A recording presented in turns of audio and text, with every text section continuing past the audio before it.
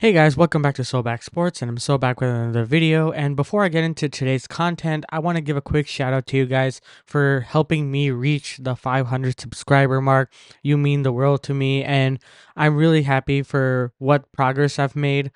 And I'm so excited for what is to come with the channel, with the content for this season, because this is going to be a very fun season. So if you're tuning in for the first time, please hit that subscribe button and join us on the journey. This is going to be a long season, so buckle up. Anyways, on to the video.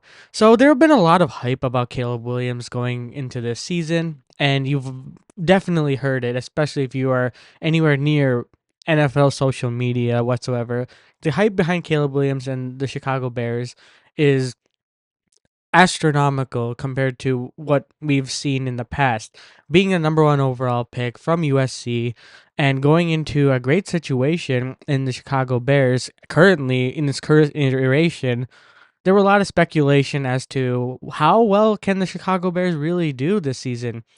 And a lot of people are trying to benchmark how Caleb Williams is going to be translating into the NFL, and a lot of the comparisons have been recently either Patrick Mahomes, who raved about, and a lot of teams nowadays really want to emulate that kind of a quarterback into their locker room so that they can have the same success.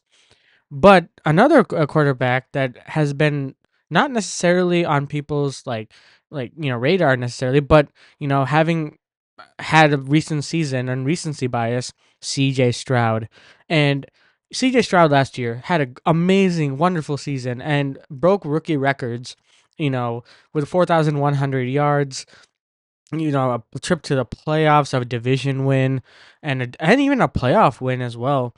So what am I really getting at here? CJ Stroud has, last year went into a new system as a rookie, had talent around him that essentially leveled up his play. It's like Nico Collins. They drafted Tank Dell, gave Dalton Schultz as a good tight end, relatively decent offensive line. I mean, there were a lot of issues going into the season, but CJ Stroud helped quell that, concern. And you got to attribute that to good scheming, development by the offensive coordinator, Bobby Slowick, and D'Amico Ryans as his first year head coach, taking the reins and proving to be an asset, and of why he was under Shanahan and how he learned a lot from him. And I think that Caleb is in a better situation offensively and defensively than Stroud. And I think with my whole heart that he could potentially exceed or even meet CJ Stroud's performance last year. And it really boils down to three things. And currently, in this first current iteration, our defense is solid. You can't really say anything about how we ended last season because our season, while it was 7-10, the way we ended last season was we went on a stretch of a run, and we had a lot of interceptions. Our defense popped off secondary wise. Our edge rushing position went astronomical levels due to the addition of Montez Sweat, and it bolstered up the secondary. And with Eberflus taking the reins as defensive coordinator, with his head coaching duties, it allowed the defense to, make a surge coming back from what it was in the 0-4 era when we were one of the bottom defenses in the league. So now our defense is solid. Caleb Williams at USC had a very bad defense, and having a good defense on the Chicago Bears eases the QB to make plays in great field position, or even if they're having an off day, the defense can allow the offense to get back into a rhythm and gain momentum as well. The second thing is offensive weapons, and while we do have the best position right now in terms of offensive weapons, we have to also think about how Caleb Williams is the number one overall pick, and number one overall picks don't really get too many offensive weapons. Like CJ Stroud got Tank Dell. We didn't know much about Tank Dell's abilities until CJ Stroud and him connected. And adding Rome Odunze to the offense only makes Caleb better. We saw a little bit of that in the preseason game against the Bengals when he connected twice. One obviously wasn't a touchdown, would have been sick, it was, but the other one was a deep ball from a bootleg, out of the pocket dot for I think it was 25 to 30ish yards, and it was beautiful. It was a beautiful dart, and you got to really say how offensive weapons is going to really help. DJ Moore, Keenan Allen, they're going to help in the development of Caleb Williams. And having offensive coordinator Shane Waldron and how he schemes the quarterback and how he schemes the offensive weapons is going to further develop him. We saw a little bit of that in the preseason with against the Bills, against the Bengals so far. We've seen splashes of, what is to come. And preseason is a very hard thing to kind of gauge because they don't bring out all the plays and all the playbooks. So if he can do it with, Geno Smith, I'm talking about Shane Waldron, that is, then the sky's the limit for Caleb Williams because Geno Smith isn't as athletic as Caleb Williams.